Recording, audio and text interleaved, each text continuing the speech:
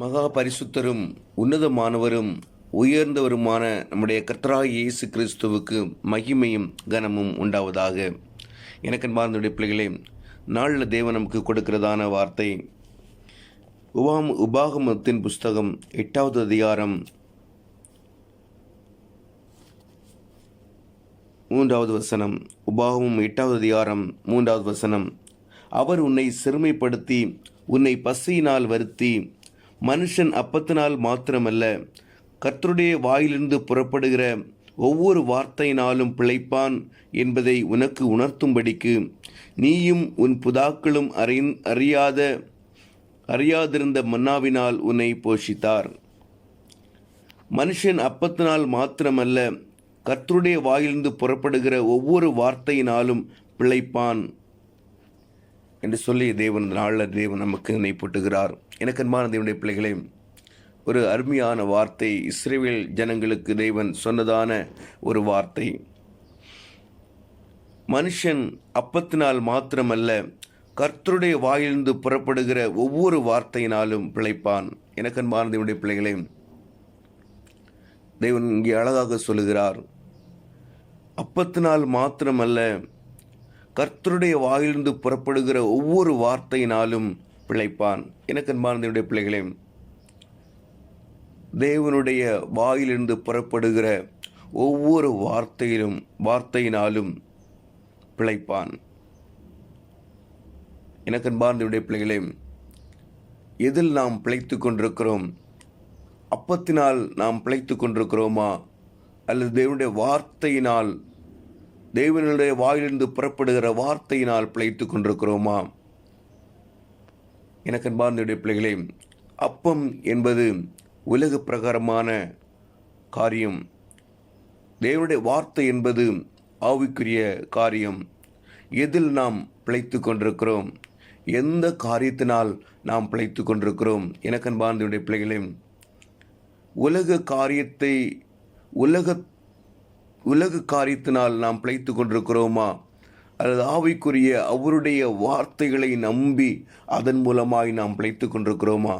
எனக்கு அன்பார்ந்தவருடைய பிள்ளைகளே, நிச்சயமாக அவருடைய வாயிலிருந்து புறப்படுகிற ஒவ்வொரு வார்த்தையினாலும் நாம் பிழைக்கும்படியாக அழைக்கப்பட்டிருக்கிறோம். எனக்கு அன்பார்ந்தவருடைய பிள்ளைகளே, உலகத்தின் ஒரு காரியங்களையும் நம்பி விடாதபடிக்கு, உலகத்தை முற்றிலும் வெறுத்து ஆண்டவருடைய வாயிலிருந்து புறப்படுகிற அவருடைய வார்த்தையை மாத்திரம் நம்பி ஆவிக்குரிய வாழ்க்கையில் நாம் பிழைக்கும்படியாக அழைக்கப்பட்டிருக்கிறோம். எனக்கு அன்பார்ந்தவருடைய பிள்ளைகளே, ஒவ்வொரு நாளும் காலையில் தேவனுடைய வார்த்தைகளை அதை உட்கொண்டு அந்த வார்த்தையினால் நம்முடைய உடலின் ஒவ்வொரு பகுதிகளையும் நிரப்பி, நம்முடைய எலும்புகளானாலும் சரி, நம்முடைய சதைகளானாலும் சரி, நம்முடைய நரம்புகளானாலும் சரி, எல்லாவற்றிலும் தேவனுடைய வார்த்தையினால் நிரப்பி நாம் ஜீவிக்க பழகும்போது, எனக்கு அன்பார்ந்தவருடைய பிள்ளைகளே, நிச்சயமாக அந்த வார்த்தையினால் நாம் பிழைப்போம்.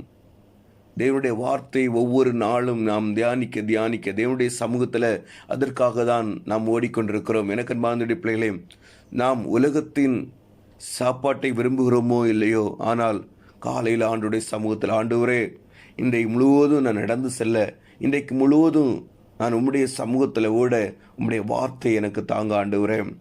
உம்முடைய வார்த்தை என்னை நடத்தும், உம்முடைய வார்த்தை என்னை உயிர்ப்பிக்கும், உம்முடைய வார்த்தை என்னை மேன்மைப்படுத்தும், நேரான பாதையில், நீதியான பாதையில் அது என்னை வழி நடத்தும் என்று சொல்லி தேவனுடைய சமூகத்தில் காத்திருக்கும் போது தேவன் கொடுக்கிறதான அந்த வார்த்தை அன்றைக்கு முழுவதும் நம்மை நடத்தும். எனக்கு அன்பார்ந்தவருடைய பிள்ளைகளே, அதே தான் அழகாக இங்கே சொல்கிறார். மனுஷன் அப்பத்தினால் மாத்திரமல்ல கர்த்தருடைய வாயிலிருந்து புறப்படுகிற ஒவ்வொரு வார்த்தையினாலும் பிழைப்பான். எனக்கு அன்பார்ந்தவருடைய பிள்ளைகளே, இந்த உலகத்தின் காரியங்கள், உலகத்தில் நாம் பார்க்கிற ஒவ்வொரு காரியங்களும் அழிந்து போகிறவைகள். இவைகளை விட்டுவிட்டு அழியாத உலகத்தை, அழியாத காரியத்தை தேடுகிறவர்களாக நாம் எப்போது மாறுகிறோமோ, எனக்கு அன்பார்ந்த பிள்ளைகளே, அழிந்து போகிற இந்த உலகத்தின் மேல் ஆசை வைத்து விடாதபடிக்கு, அழியாமல் தேவன் நமக்காக அழியாத உலகத்தை தேவன் நமக்காக வைத்திருக்கிறார். அதை தேடி அவருடைய வார்த்தையை மாத்திரமே நம்பி தேவன் என்னை வழிநடத்த வல்லமையுள்ளவராயிருக்கிறார். தேவன் என்னுடைய வாழ்க்கையில எனக்கு ஏற்கனவே வர்ஷிக்க பண்ணியிருக்கிறார். அவருடைய வார்த்தை என்னிடத்தில் இருக்கிறது. அவர் என்னை வழிநடத்துவேன் என்று சொல்லியிருக்கிறார். என்னை காப்பாற்றி நடத்துவேன் என்று சொல்லியிருக்கிறார். என்னை நிச்சயமாக கொண்டு போய் சேர்ப்பேன் என்று சொல்லியிருக்கிறார். எல்லா காரியத்தை நான் பொறுப்பெடுப்பேன் என்று சொல்லியிருக்கிறார் என்று சொல்லி அவருடைய வார்த்தைகள் என்னிடத்தில் இருக்கிறது. நிச்சயமாக என்னை வழி நடத்துவார் என்று சொல்லி விசுவாசத்தோடு நாம் தேவனுடைய சமூகத்தில் சேர சேர எனக்கு அன்பார்ந்தவருடைய பிள்ளைகளே, நாம் காண்கின்ற இந்த உலகத்தின் எல்லா காரியங்களும் அழிந்து போகும். நாம் காண்கின்ற இந்த உலகத்தின் எல்லா காரியங்களும் அழிந்து போகும். ஆனால் தேவனுடைய வார்த்தையின்படி தேவன் நமக்கு கட்டளையிட்ட அழிவில்லாத நித்திய ராஜ்யம் நமக்கென்று அவர் வைத்திருக்கிறார். அழிவில்லாத வாழ்க்கையை தேவன் நமக்காக வைத்திருக்கிறார். அந்த அழிவில்லாத வாழ்க்கையை நாம் பெற்றுக்கொள்ள வேண்டுமானால் அவருடைய வார்த்தையை மாத்திரம் தினமும் விசுவாசத்தோடு பற்றி கொண்டு அதை தினமும் நாம் உட்கொண்டோமானால், நேரம் கிடைக்கும் போதெல்லாம் எப்போதும் அவருடைய வார்த்தையை உட்கொண்டு அதை அப்பமாக நாம் உட்கொண்டு ஜீவிப்போமானால், நிச்சயமாக எனக்கு அன்பார்ந்த பிள்ளைகளே, நாம் பெரிதான காரியங்களை காண முடியும். இந்த உலகத்தில் மாத்திரமல்ல, தேவன் நமக்காக வைத்திருக்கிறதா நித்திய பேரின்ப வீட்டையும் நாம் பெற்றுக்கொண்டு தேவனோடு கூட வாழ முடியும். எனக்கு அன்பார்ந்த பிள்ளைகளே, ஆனபடினாலே இந்த உலகம் தருகின்றதான உலகத்தின் காரியங்களின் மேல் நாம் பற்று வைத்து விடாதபடிக்கும் ஒவ்வொரு நாளும் தேவனுடைய வார்த்தையின்படி ஜீவிக்க நாம் பழகிக்கொள்வோம். நிச்சயமாக தேவன் நம்மை கைவிடவே மாட்டார். அதைதான் வேதம் சொல்லுகிறது.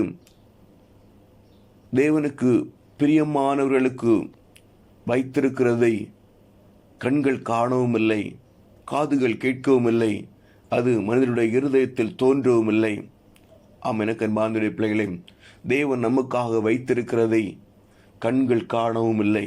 இந்த உலகத்தின் கண்கள் அவைகள் காண்பதில்லை, உலகத்தின் காதுகள் அவைகளை கேட்பதில்லை, உலகத்தின் இருதயங்கள் அவைகளை அறிந்து கொள்வதும் இல்லை.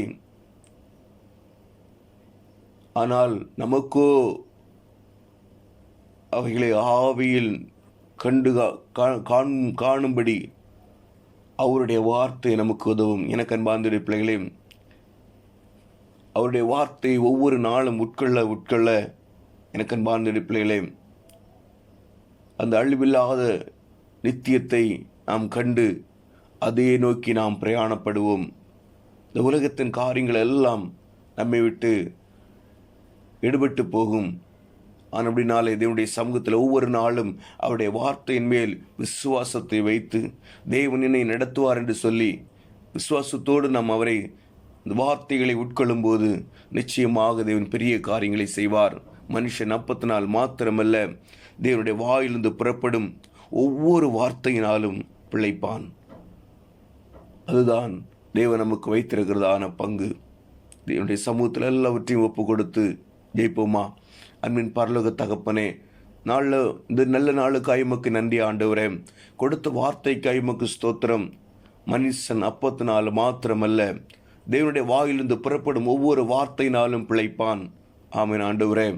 இந்த உலகத்தின் காரியங்கள் அல்ல, உம்முடைய வார்த்தையை நம்பி ஆண்டவர் நீர் எங்களுக்கு வைத்திருக்கிற நித்திய பேரின்ப வீட்டை நாங்கள் பெற்றுக்கொள்ளும்படியாய் நாங்கள் வாஞ்சித்து ஓட என் தேவன் எங்களுக்கு உதவி செய்யுங்கப்பா. கேட்டுக்கொண்டிருக்கிற ஒவ்வொரு பிள்ளைகளையும் சமூகத்தில் தருகிறோம்ப்பா. எல்லாவற்றையும் பொறுப்படுத்திக் கொள்ளுங்கப்பா. உலகத்திற்கு மரித்தவர்களாய் ஜீவிக்கும்படியாய் ஆண்டவரே ஒவ்வொருவருக்கும் கிருபை கொடுங்கப்பா. உலகத்தில் பற்றி கொண்டு விடாதபடிக்கு தேவனுக்காய் ஓடும்படியான கிருபைகளை கொடுங்கப்பா. இந்த அழிந்து எல்லாம் காண்கின்ற இந்த உலகத்தின் எல்லா காரியங்களும் அழிந்து போகும். ஆனால் உம்முடைய வார்த்தையின்படி அவை நம்பி ஜீவிக்கும் போது நிச்சயமாக அழிவில்லாத நித்திய பேரின்பத்தை நாங்கள் பெற்றுக்கொள்வோம். அதையே தேடி ஓடும்படியான கிருபைகளை கொடுங்கப்பா. வேதனைகள், வியாகுலங்கள், கஷ்டங்கள் எல்லாம் மாற்றுங்க, பொறுப்படுங்க, அதிசயங்களை காண செய்யுங்க. எல்லாவற்றையும் உடைய சமூகத்தில் தாழ்த்தி ஒப்பு கொடுக்குறோம்ப்பா.